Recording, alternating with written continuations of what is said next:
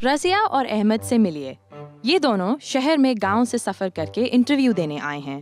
رضیہ نے ایک مشہور کپڑے کی فیکٹری میں ملازمت کے لیے درخواست دی ہے، جبکہ احمد نے اسٹیل فیکٹری میں۔ دونوں کو ملازمت بھی مل گئی ہے۔ احمد کو ایک کانٹریکٹ دستخط کرنے کے لیے ملتا ہے، جس میں کام کی نوعیت، کام کا دورانیہ اور ماہانہ تنخواہ اور دیگر متعلقہ حقوق سب لکھے ہوئے ہیں، جبکہ رضیہ کو ایسا کچھ نہیں ملتا۔ رضیہ جس جگہ کام کرتی ہے وہ جگہ صحت کے لیے حد درجہ مضر ہے۔ کم جگہ، زیادہ لوگ، گھٹن وغیرہ، یہ سب معمولی باتیں ہیں، جبکہ احمد کی ملازمت کی جگہ حفظان صحت کے اصولوں کو مد نظر رکھ کر بنائی گئی ہے، جہاں ملازمین کو حفاظتی گیئر وغیرہ بھی مہیا کیے جاتے ہیں۔ ایک مہینہ گزر جاتا ہے۔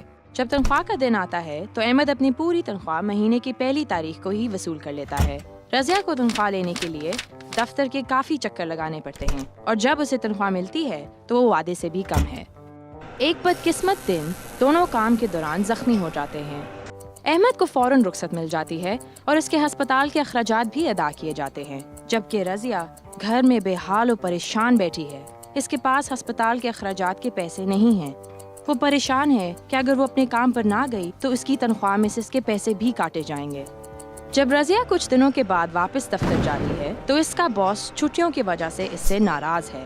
اسے کہا جاتا ہے کہ اسے ہفتے کے آخری ایام میں زیادہ کام کرنا پڑے گا تاکہ رخصت کی وجہ سے جو کام میں حرج ہوا وہ پورا ہو سکے۔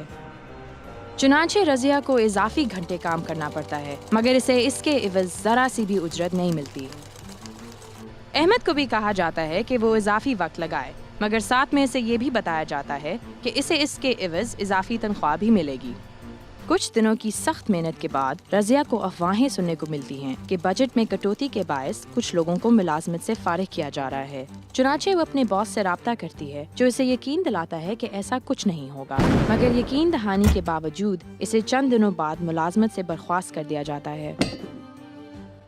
اس کے برعکس احمد کو باقاعدہ طور پر خبر دی جاتی ہے کہ نازک مالی حالات کے پیش نظر کمپنی جلد بند ہونے والی ہے، مگر اسے 1 مہینے کا وقت اور تنخواہ دی جاتی ہے تاکہ اسے کوئی اور ملازمت تلاش کرنے میں سہولت ہو۔ احمد اور رضیہ دونوں اپنے گاؤں واپس جاتے ہیں۔ رضیہ گاؤں والوں کو اپنے ساتھ ہونے والی مسلسل ناانصافیوں کے بارے میں بتاتی ہے۔